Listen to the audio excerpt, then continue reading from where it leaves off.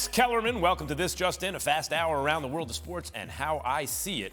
And we start with Game 1 of the NBA Finals. But before we get to the Warriors' collapse at home in the fourth quarter, let's look at greater and greatest of Game 1 last night. Great.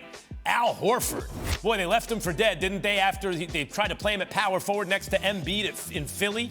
Look what a renaissance he's had in his career. And if you leave this dude open from three in the finals, apparently, is his first one, he'll make you pay. And did he make them pay? But greater was Derek White, who was not getting the same kind of open looks as Horford and was hitting those big, well, that one was open, and was hitting those big shots anyway.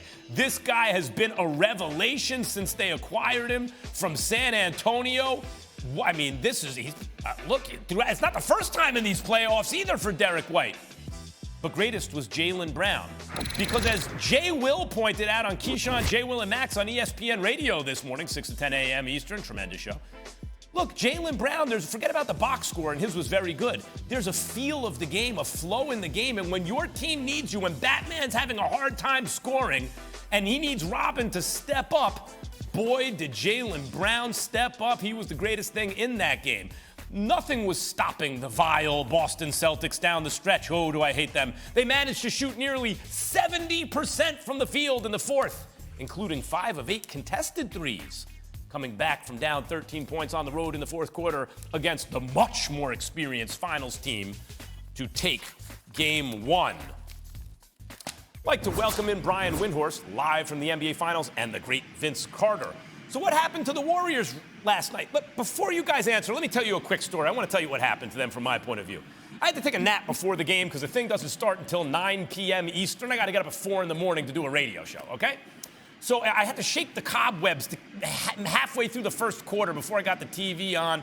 I look at my phone, all these texts. Oh, what do you have to say about Steph Curry now? Oh, he's hitting all these threes. So I, rewind the DVR. Oh, they're all open looks from 3 in the first quarter. Okay, maybe this will be the day he finally gets it done, in a 50-50 kind of series. Not when he has KD on his team, but when they really need him in the fourth quarter.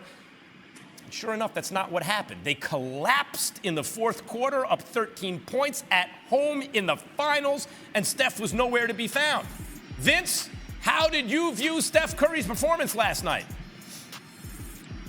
Well, first of all, Max, let's just say you're talking about Steph like you talked about my Buccaneers, Tom Brady, in the Cliff situation here right now. This is what it sounds like. Sounds a little like that right now, But anyway, but I think, he lost his rhythm when he got in foul trouble. And I think in the second half, the Boston Celtics did a tremendous job of changing up their scheme. They put him in more pick and rolls, making him guard multiple actions, trying to tire him out. Not only was he guarding, showing on screens, he had to get back and defend the ball because they were trying to get the ball to the guy he was defending. Now, if he was in the switch situation like Jaylen Brown or even Marcus Smart, they're trying to post him up. They're trying to just get into Steph Curry's legs to tire him out because of the great shooting first quarter he had. And we know he's very capable of going off in the fourth quarter to close the game. By the way, I'd love to see him do it. Again, when KD, 2015, they got very lucky. Kyrie and Kevin Love went down. They surely would have lost. I mean, they went 6 games. LeBron would have beaten them. No MVP for Steph because LeBron was that much better. They had to give it to the guy who guarded him, Windy. 16, they actually did collapse and lose. Didn't score a single point at home. Game 7, fourth quarter, 4 minutes and 30 seconds. 17 and 18, KD is there. Well, it's a lot easier to put your chest out when you got the best player in the world, arguably, on your team. He had a great series, by the way, I thought, against Toronto. They lost. That's not his fault. I give him credit for that. But that's it. And now another fourth quarter collapse, Windy. How much trouble are the Warriors in after Game 1? Well, I'm never going to slander Steph Curry, but I will point out the fact that the Warriors are 1-8 in their last 9 finals games without Kevin Durant. That's a true statement, but we'll move on from there because Kevin Durant is not in this series. I think the Warriors will look back at the film. Right now they're going through some workouts in this building, or at least some film. When they look at the film, they're going to see that they allowed so many cleaner looks than they had to. If you go look at Al Horford's threes, the 6 threes that he made, which, by the way, were the most at any game in his career, and today is his 36th birthday, so think about that. Most of those threes were because of just sluggish closeouts. And it wasn't because of their poor defenders. And this team does have some poor defenders it has to put on the floor especially without Gary Payton II right now.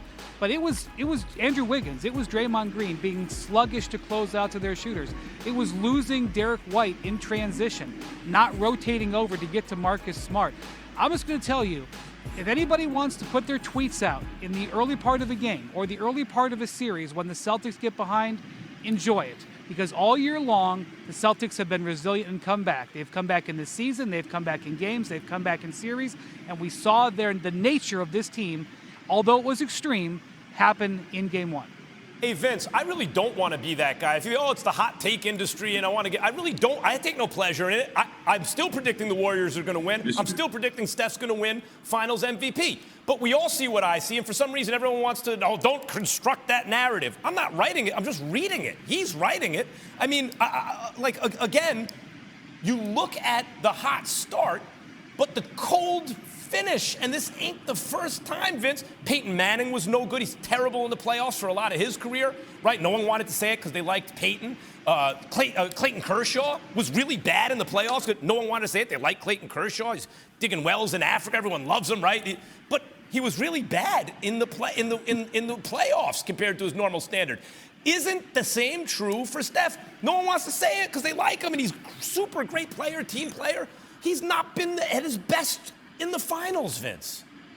Well, teams has taken a slight formula, some of the formula that Cleveland used as far as just trying to beat them up a little bit, particularly late in games to tire them out, to give yourselves a chance. And one thing that Wendy talked about the sluggish closeouts, you got to give Ime Udoka some credit because he made 2 adjustments to that I liked. And one was putting Al Horford at the 5 because of Looney and Draymond liking to help when they get beat off the dribble. They always can rely on Draymond being there or Looney. Well, now when they go help, guess who they leave wide open? An open shooter who is playing the 5 and Al Horford who's hot. And then the other thing is that they just, like I said, they made Steph guard. We saw Dallas try to do that and it was successful. Was it Game 5 or so? But we saw them try to make Steph guard to try to tire him out. And right now it just hasn't worked for him because yes, he did look fatigued and out of it late in the fourth.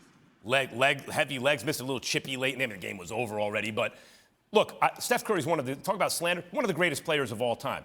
But there is a higher level than Steph Curry, and I'd like to see him get there. I'd like to see him join Magic and Bird and all these guys who were at their best when you needed them most, right?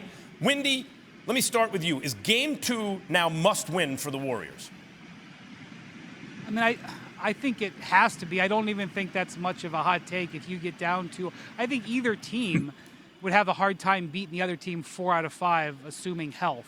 And so certainly, I mean, I felt that, even at halftime of this game, when it was a 2-point game, I thought it was more important for the Warriors to win this game to get ahead because I know that the Celtics never lose 2 in a row. So for sure, the Celtics haven't lost 2 in a row with their team since January.